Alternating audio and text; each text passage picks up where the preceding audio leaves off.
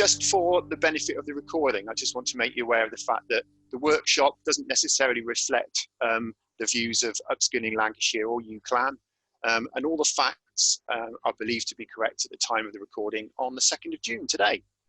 When we're looking through this session, I just want you to be aware of the fact that I'm kind of looking at this from two angles. I'm assuming that we're all employees, even if it's only the fact that we work for ourselves. So we still have a responsibility for ourselves, but also many of us have probably got responsibility for those who work for or with us too. So I just want to make sure that I'm coming at it from both angles. So if you're an employer at the moment, it's a challenging time, I dare say. So we'll come on to that in a little bit more detail in a moment. So without further ado, let's just get into the details a bit. So what specifically is it that we're going to be looking at today? So firstly, I think it's worth saying that I think, and please feel free to call me a pessimist if you like, but for many of us, I feel that we are about to enter a truly unprecedented, and that's a word that's been thrown around a lot, but period for us at work. There is likely to be pressure of a different nature or possibly greater than we've experienced before. And unless we do something positive to prevent it being the case, it's likely that that increase in pressure will lead an increase in stress and anxiety for us all. So we need to do something to try and prevent that being a major problem for us. And the good news is there are things that we can do, and we'll cover some of those off as we go through the session. So I want to just be clear about the fact that we're talking about resilience, but that isn't just a buzzword. There's more to it than that. And hopefully I'll be able to demonstrate the fact that there's some really sound theory. I want to have a look at the fact that when we say I'm stressed, there might be slightly more in terms of nuance to that than we might think at first. And it's important that we're able to differentiate how we're feeling and what's made us feel that way in order to find a way to be able to cope with it effectively. And yeah, you know, squeezy balls are all well and good, and those sort of initiatives that I'm sure we've all seen at work from time to time. And I don't mean for 1 minute to demean any of the really good work that happens, particularly around the area of wellness and well-being and mindfulness, because I think it's all really useful for us. But some of those things have been covered off in the previous session. So I don't know if any of you have joined the sessions with Michael Quigley and Mick Stott that preceded this one, but they've looked at some of those things. So I'm going to come at this from a slightly different angle, so to give a broader picture for those of you who have joined those sessions. So I hope that makes sense. And before I go into the detail, I just want to make you aware of the fact that, you know, I'm not just making this up. This isn't going to be a session that labours any background theory and research and psychology, but I just wanted to make you aware of the fact that, you know, I really aren't making this up. There's something in this, some background. And these are some of the key figures here that I just want to share with you. First of all, Mark Brackett, who's the director of the Yale Centre for Emotional Intelligence. I strongly believe that developing our emotional intelligence massively helps us in terms of our resilience, both by making us more aware of our own emotions and enabling us to manage the emotions and the relationships with other people more effectively. I am going to make reference to some work from Professor Sir Cary Cooper and his colleague Ivan Robertson. Their organisation, Robertson Cooper, have something called Good Day at Work.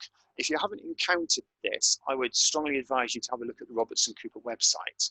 And I'm going to ask you some questions in a moment about the iResilience questionnaire that you've been sent a link to, just to see if any of you have had an opportunity to do so yet. We'll come on to that in a moment. And then Ian Price is a performance psychologist, and he is here due to the book that you can see an image of there, Head Start. Really good book if you're interested in just some practical things that you can do to improve your level of resilience. There's no commission on my part. It runs to about 150 pages. Particularly good, he's a bit of a tennis fan, so it's particularly good if you're going to be missing Wimbledon, some really good tennis analogies that he uses for the message. And then finally, there's me. So you may well be asking, what do I bring to the party? Well, as you can see from the badge at the bottom of my picture, I'm a mental health accredited instructor trainer. That's one string to my bow as a business, but I've got 25 years of experience in management and leadership roles in both the public and private sector. And in that time, I have seen the good, the bad, and to be honest, the downright ugly of leadership and management. And so what I'm all about is looking at the ways in which we can all support our own well-being and those of people who work with us and for us, but also just looking to see if there's anything in terms of the existing management and leadership practices that might be exacerbating some of the mental health concerns that people have. So what I'm doing today very much forms part of that overall picture. And the good news is that you're probably very zoomed out. So first of all, I'm going to get you involved by asking you to contribute to chat and to the poll, as I said. But also, I'm going to give you a break. So we're going to go for about 30 minutes, and then I'm going to give you an opportunity to go away, grab a brew, stretch your legs for 5 minutes. And I will be starting again strictly on the 5 minutes. But I'm going to give you one question to think about while you're away, and then we'll come back and share chat. So the first part of the session is about setting some background and getting probably a greater understanding of ourselves in terms of how our overall resilience fits in with the current situation.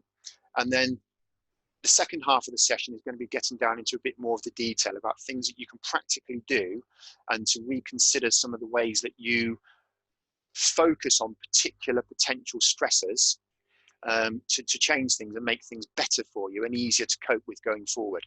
So I think it's important to acknowledge the fact that stress and anxiety and fearfulness are all very valid emotions to feel at the moment, as they always are, but it's the inevitability that we need to challenge. We shouldn't go into this assuming that the world is going to be harder. For sure, it's going to be different.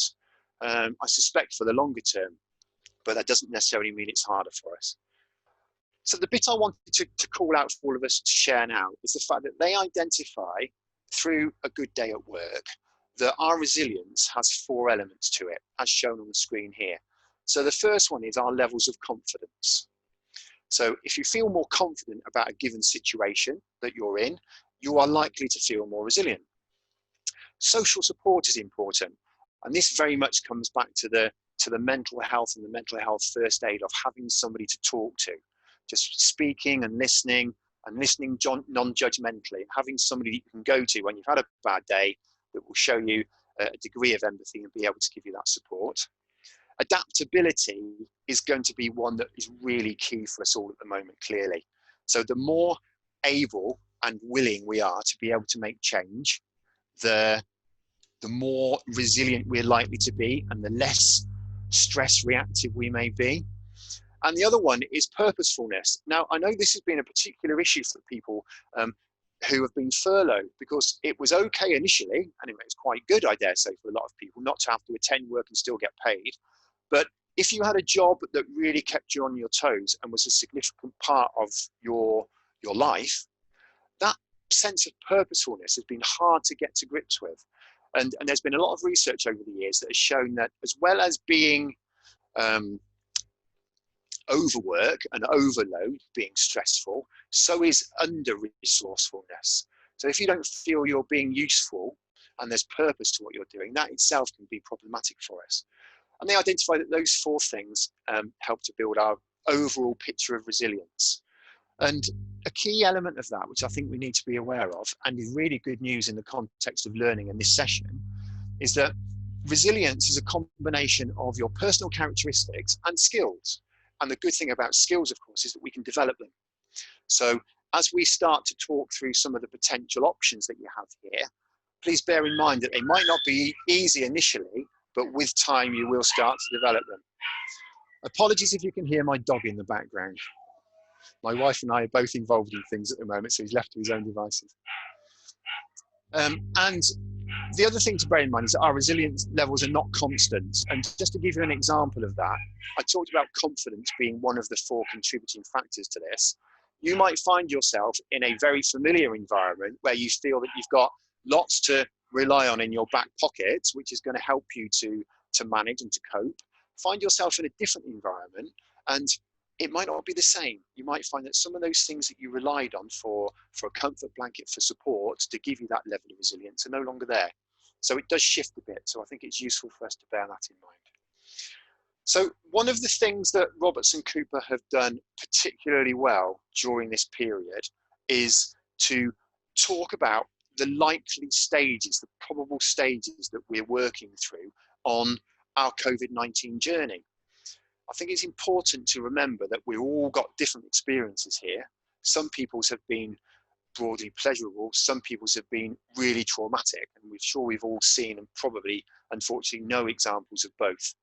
So we should not assume that people's experience has been the same as ours to start with, but also there are some key elements that we can probably focus on that might help us to understand where people are. Now, anyone who's familiar with the Elizabeth Kubler-Ross change/grief curve will probably see a little bit of familiarity in this.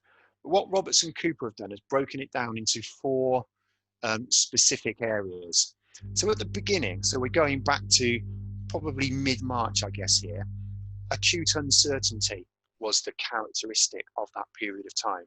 So there was a tendency for us to analyse and probably overanalyse and try and absorb as much news as we can, and to catastrophise and think that this was going to be really severe. It's not been a great picture, but everything seemed to suggest that the world would stop. And of course, we know now that that hasn't happened. It's changed, but there probably hasn't been a stop, or there hasn't been. And they identified that we have at each one of these stages some mental health priorities. And in this case, they said we needed to think about maintaining energy, so keeping ourselves going basically. And that's when you probably heard people talking about trying to maintain some sort of routine, and to assess the new environment. So things have changed, but often anxiety particularly is driven by not knowing what's happening next. So to get a clearer view of what the situation really looked like would have been helpful for us. Stage 2 was disruption. So this is when we started to feel angry and fearful and sad about the situation we find ourselves in, thinking about the things that we're going to be missing, the colleagues that we're not seeing, the birthdays that we'll miss, the vulnerable people who are being isolated and who we can't go and see.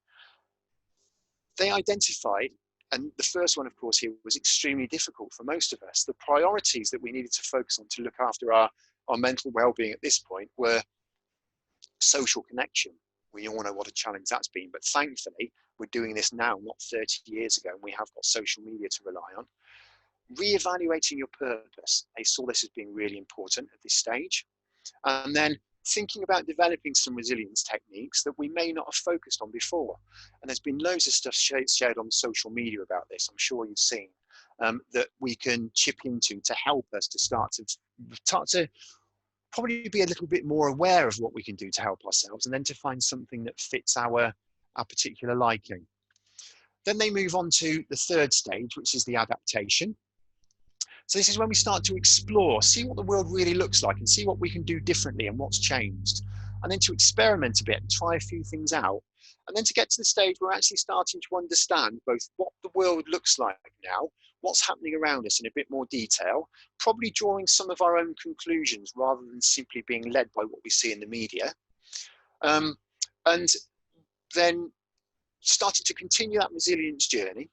And the important thing at this stage is that we can start to think about having conversations and starting to collaborate with people where we can help one another through to the next stage.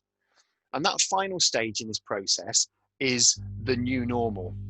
And this is about adaptation and acceptance. So we need to get to the stage where the world has changed and we can't expect it to change to fit us. There has to be an element of us changing the way that we work and behave so that what we do fits in with the new world. That doesn't mean that we should just go along as passengers and not try to influence it in any way, but there's little benefit to be gained from knocking against it all the time. We need to have some level of acceptance there. And the priorities at this stage are I couldn't avoid the stay alert, apologies, but we need to be alert to our well-being as we go forward. Not only do we need to look at it in the situation that we find ourselves in now, but also develop some really positive habits that we can draw upon when things become tough in the future. And then to carry on with that conversation and the level of collaboration that we've got, to make sure that we don't assume that the first answer we come to is the best answer, but to continue to look for ways to resolve things and keep talking to one another, keep the conversations and the communications open. So the next thing I want to look at, and this very much goes back to Mark Brackett, the director of emotional intelligence at Yale, and he very much believes from an emotional intelligence perspective that we're far better able to manage our emotions and our responses to things if we're able to accurately describe them. So if you can name it, you can tame it. And I just wanted to share that what we call stress actually is often more nuanced than that. So let me just give you the 4 areas that they highlight as being part of the what you might call the stress picture. So the first one is anxiety. So often when we talk about stress, we think, oh, I'm feeling stressed. Probably if we dig a little bit deeper, it's anxiety that we're feeling anxious. And their simple definition of anxiety is that we worry about the future uncertainty and our ability to control what will happen to us.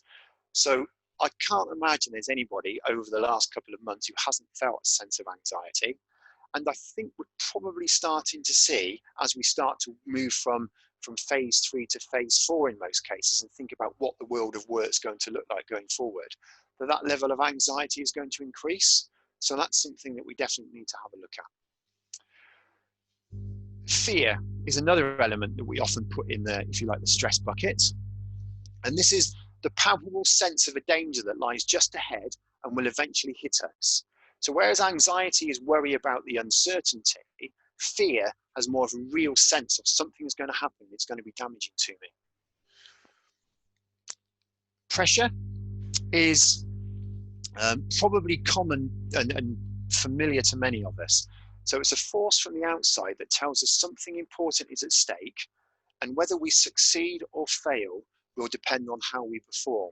So if you like to think about it in terms of any task that you have, something that you're given to do both in your, either in your personal or professional life, that's hard and difficult and you can't quite work your head around it, and you're worried that your reaction to that challenge and that task might not be up to par, and therefore you feel a sense of responsibility for making that happen and the potential impact that it might have on you and others. So that's probably something that we're all familiar with. And then finally, they do come to stress, which effectively is the combination of any one or more of those 3 things that we've just looked at that come together and mean that effectively the demands that we feel upon ourselves are greater than the emotional resources that we feel we have to cope with it. And as I said at the beginning, I think that an element of stress is both inevitable and it's in some cases quite helpful in terms of keeping us on our toes and being, some people will say that they're very motivated by it. But when it becomes chronic and difficult to manage and starts to impact on your day-to-day performance, then clearly it isn't. It's gone a stage too far. Of those 4 areas, if you think about what generally the emotion that you would call stress, what tends to trigger it for you? Do you think it's actually anxiety? Is it that you're frightened about things? Do you just feel an enormous sense of pressure? Or is it just that there's so much to cope with and you don't feel that you have the resources to deal with it? So I just wanted to think before we go on, and this is more about me banging a drum about not just looking at our individual responsibilities, but thinking about how this works as an organization or a group in its loosest sense, if you like. The people in the middle here are the people who are in the know, and those people have a level of influence over the people above them. So this is your leadership or management team. Probably got a clearer picture about what the future is likely to look like for the business as it stands at the moment, because that's where we are. We've been involved in those decisions. But what I wanted to pull out here is that we need to understand and appreciate the fact that the impact of our own feelings of stress and anxiety have an effect, a ripple effect, and it can be a positive or a negative effect on the people who work around us. And the people who are in the dark grey colour here, they're those who will kind of broadly take it in their stride. They might have a little bit of anxiety that they share, but it won't be unduly influenced by the stress that we exude, if you like, the feeling of stress and the potentially difficult emotions to deal with. The people who are in the green are largely oblivious to it. They've just got a level of resilience where they can focus on their own job, crack on and not worry about what's going on around them. But then you get the odd people in the amber and the red who are more likely to have a negative reaction to this. And I just wanted to point out the fact that we need to be aware, we need to be honest with people, we need to communicate clearly, so that people know as much as they possibly can do about a situation. But just to be aware of the fact there will be some people who may find it more difficult to cope with these circumstances than the majority for various reasons, and to not assume, and this is very easy to do, and I've been guilty of this myself, that you have got far more pressure, far more to worry about than those around you have. In fact, everyone's got a different perspective on this, and their needs and change and differ and will fluctuate over time. So a couple of key questions just to ask yourself really. If you're feeling stressed or anxious, who's affected? You know, these could be people you have personal relationships with, these could be people at work. So just have a think about that and think about, is there any way in which you might be able to limit that? And then also, when my laptop builds up, who can have a positive impact on how you feel? So if there are any people around who you think, I know that you're particularly useful for me, and the relationships that we have and the contact and the conversations that we have are particularly good for me at the moment, try and build on those relationships and make the most out of them if you can. So I just want to introduce now what we're going to be looking at in the second half of the session. Those who were on the previous session with me will be familiar with these. I like to consider that the pressure that we're under, and let's call it stress for now for ease, can be put into three boxes, three categories. So everything potentially that causes us stress can be placed in one or the other of these. So the top one, the bottom one rather, is this, so what? You know, at any given moment in time, something seems to be a real issue and we worry about it and we let it push our emotional triggers. But if we were to look at it with the benefit of hindsight, tomorrow, in a week's time, we'll probably say, yeah, that really wasn't such an issue. Why did I let that get to me so much? So that so what box is a place for us to stick all these things that we don't really need to worry about. They're causing us, they're taking our attention, they're using some of our emotional energy, and we've got nothing to be gained by doing so. The next one is the, stuff happens box. Life throws things at us, and regardless of how much planning and organization we do, sometimes things just happen that we can't influence. And if we spend too long worrying, being concerned about that and letting that get to us and be a cause of anxiety, then we are not helping ourselves, and there's probably very little benefit to be had from that. And then everything else basically in our lives ends up in that top box to deal with it. So I think it's probably interesting just to give you an idea of how my journey started, because I didn't mention this at the beginning. On Friday the 13th of March, I delivered a coping with stress for team sessions to an intensive care team at a hospital in Hackney in London. They had just on the Thursday evening admitted their first COVID-19 patient. So I'm sure I'll never deliver a more timely session in my career. But that gave me a view of what was going to be the immediate future, what it was likely to be.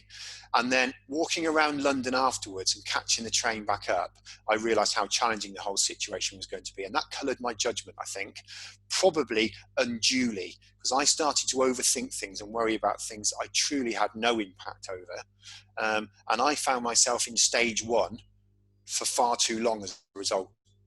But hopefully the people I trained were able to come out the other side a little bit sooner. Okay, so let's have a look at what we can do to unpack some of these boxes. I think it's useful to us to give it a bit more of a view. So, Susan Kane here. If you don't know her, she does some good work looking at the different behavior types and how it tends to be those who speak loudest who get heard most, rather than the introverts amongst us. But she's quite right. If we focus on, and that came up in the chat comments from a few of you, the more we focus on the stuff that we can't control, it has a disproportionate impact on how we feel. So there's no benefit in doing so. So in that box, if we looked at it in a bit more detail, our so what box, the question that we're asking really is, something seems to be a big issue for me at the moment. It's kind of taken over my focus. It's causing me to be in a bit of a mood and to slam drawers and to be a bit mardy. If I think, how will this look and feel with hindsight? And I think, actually, it's of no real consequence. I can't do anything about it. Pop it in that box, seal it up, don't worry about it again. We can't afford, we've got too much to think about and to worry about, to expend energy on those.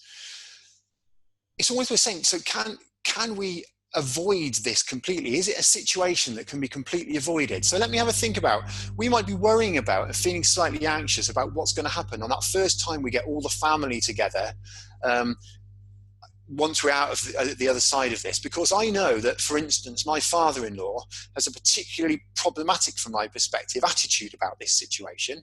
And I know if I end up sitting next to him, we'll argue. So can I avoid that? Yeah, I can. I can just make sure that I don't sit at the same end of the table as him and avoid that conversation in the short term. It might be that type of avoidance, so not dealing with issues that need to be dealt with, but avoiding dealing with issues that you can avoid, might be helpful. Stick it in a so what box and move on. This is the area where all those catastrophic thoughts lurk. All the, I'm always rubbish at this, I can't do this, things never work out for me. Not true, absolutely not. Stick it in the box, tape it up and forget about it and move on. And if you find yourself thinking, actually it feels really reckless to stick these things in here, how can I ignore things? I really encourage you to think again and think, actually, is there any benefit in me mulling this over for any longer? If not, in the box, off it goes. So that's our so what. Hopefully that makes sense and you can see where that can be beneficial to you. The next element of this is that, in life, stuff happens. So what can we do to deal with that box and to make sure we've got it as full as we possibly can do? There's one key question that we always need to think about first. Could we as a team have done anything to influence that event? Because if the answer to that is yes, then it doesn't belong in this box. It needs to go into the next box so that we can make sure that we avoid anything happening of a similar nature in the future or reduce the likelihood of it. But if it's just one of those things that life throws at us and it's completely beyond our control, there is no benefit at all for us in expending any energy on that. We just have to accept that life's not perfect for anybody, despite their Instagram feeds, and just move on. It's easier to say than do sometimes. And we need to challenge that negativity bias, challenge the fact that everything seems to be wrong, everything's bad, nothing's working properly, everything's working against your best interests. That will not be the case. We just have this incredible bias for focusing on what went wrong rather than focusing on what went well. And if we can challenge that, put those negative things in that box and think about, okay, so what can I do better? What can I do to influence things in the future? Then we deal with the things, or rather isolate the things that we can't deal with and just focus on the things that we can. And then finally, you need to be decisive about this. If you decide that actually, I'll just put that down to one of the things that life's thrown at me, you need to seal that box up and don't be tempted to go back in and start rummaging around in it again. Because it's that rummaging when we start to think and ruminate about stuff that doesn't do us any harm, doesn't do us any help rather, when we're trying to move on and focus on the things that can help us. So I hope that all makes sense. So we've got a whole host of things in there that we don't need to worry about, but we tend to. So if we can stick them in there, that means that we can spend our time focusing on where we can really add value. And that is our box where, and my mum will be very glad to know that she's quoted on here. She said this to me a lot. I obviously have always been a terrible procrastinator. I know I am now, and it must have been the same when I was younger. And my deal with it box is full of things that I could have done, but for one reason or another, I found an excuse or a reason not to. And my biggest cause of anxiety and stress and pressure, and in some cases fear, is that I know I could have done something about that, but I haven't done so. And the more I get to grips with that, the healthier I become. So if you're in that same camp with me, you need to really pay attention to this box. So anything that's in here should be anything that's left over, and if it matters or it adds value, it's something that's part of your core beliefs or something that you know is going to be helpful for you and the people around you, it's in this box and you need to deal with it, or you need to find a way in which it can be dealt with. Really important, therefore, that you don't just rush into this. Don't sit on it forever. Don't procrastinate too much, but think about what you're going to do and what you're going to say in order to deal with this and deal with it once and for all. Try and get things dealt with firmly and wholly so that they don't end up trickling back down. And then, now this is a really important one, I think, and if we can bear this in mind going forward into whatever the new world and the new state looks like, I think this will be massively beneficial for all of us. Good enough will do. If we have a task, we have a client need, we have a learner need if we're in education, we need to address that. We need to think about, what does that person need? What does the organisation need? What do my people around me need? And aim to address that and do it so that we do it well, so it's good enough. Don't try and go beyond that, because if we do, there's very little reward for that, but there's a hell of a lot of stress and pressure that we put on ourselves as a result of it. So a key thing, I think, going forward is just to consider that. And then this box also has some other elements that we need to bear with. It's kind of a subdivided box, really. And in amongst those dividers, we've got some options. So when you're starting to look at how you're going to structure your business and how you're going to work going forward, I think it's really worth asking yourself these 3 Ds. Can this task be delegated? Am I the best person to deal with this? Could it be beneficial for somebody else too? Is there somebody else who's far better skilled to do this for me? You could do it more efficiently, in which case, why not delegate it? Can it be done differently? So are there things that you do that are very time consuming that could be done in some way, be automated, for instance? We might not be talking about complex artificial intelligence solutions, but just being able to run a macro in a spreadsheet or do a little bit of coding that might make a difference, or just rather than doing a manual mailing list, just spending a little bit of money on getting something where you can manage that through a system. And then the other thing that I think we're going to have to ask ourselves, is there anything we can apply desist to? Can we stop? Is there anything that we used to do that didn't really add any value or is no longer relevant? In which case, let's just stop doing it. And then it won't appear in any of our boxes again because it's no longer an issue. So delegate, do something differently, and desist. Stop doing it can all be really helpful for us. Now, hopefully that makes sense, and you can see where some of the things that you're currently focusing on, or you tend to focus on, might be able to be managed a bit more smartly, if you like, by categorizing them. Now, this is familiar to people who were with me last time. In the title here, I'm talking about active recovery and bounce back ability. Bounce back ability is something that Ian Price talks about in his book. He likes to see that, you know, we all drop, things do fall to the ground, but it's our ability to have the resilience to bounce up that makes a difference. And the surface that we bounce on, so the familiarity that we've got with it, will determine how high that bounce back is. I use something that I call the meter to explain how we can influence our state of health and positive well-being, and to some extent our ability to cope with stressful situations. And this meter says that if we start the day broadly in the green, so we're on the right hand side of this chart, we're not in a bad place, so that when something happens that's stressful, the meter will go down, but we're still able to cope. I'm not right down in the red because I've built myself a bit of a comfort blanket. And the more things that I've got in my boxes that are marked so what, or, you know, stuff happens, the more likely I am to stop myself getting dragged down to the left. And the more I do in terms of looking after my overall well-being, the more likely I am to find myself back in the green. So positives take us into the green, the full tank where we've got energy and we're able to cope. And the higher we are there, the more able we are to cope with things when they get really bad. So if we'd been down in the red when this impact had happened, we would have been in serious difficulty. So it's worth bearing in mind that it's a movable feast, this. Our level of well-being and our resilience is not constant, but we can do things both to positively reinforce it and to avoid things becoming a problem for us. I think it's just quite a useful visual. So, finally, just before we round off, I've got a couple of questions that I just want to point out to you. Again, I shared these in the last session, and I share them in pretty much everything that I do when we're talking about organizational well-being. We're going to be looking at things. We're going to be making some difficult decisions.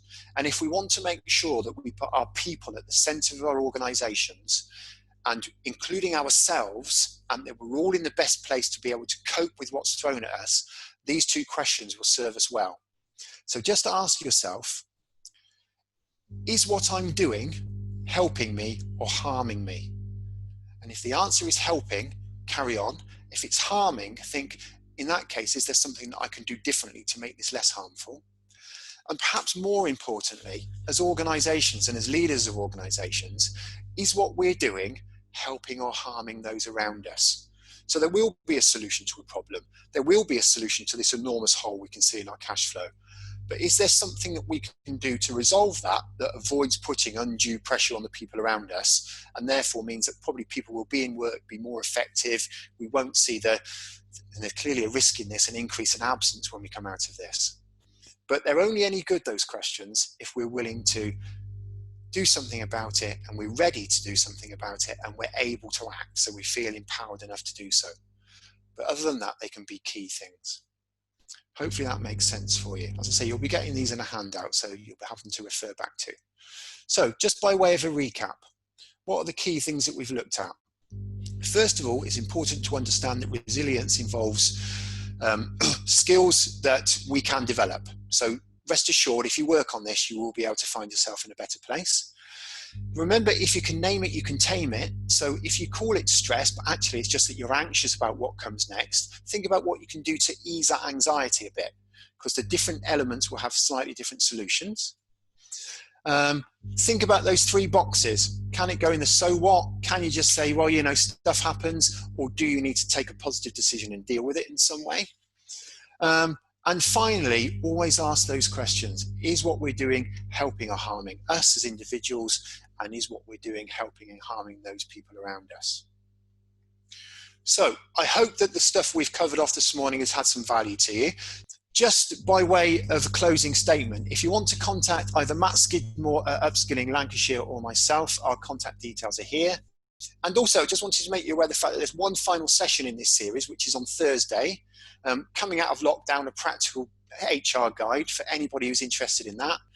And finally, both from a UCLan and an Upskilling Lancashire and for my own benefit, we'll really value your feedback on these sessions. These are going to be, or something of this nature is going to be, a feature of life, at least for the foreseeable future. So I, for one, would like to get them to be as useful and as beneficial to you as we possibly can. So anything you can give us in terms of feedback will be really useful.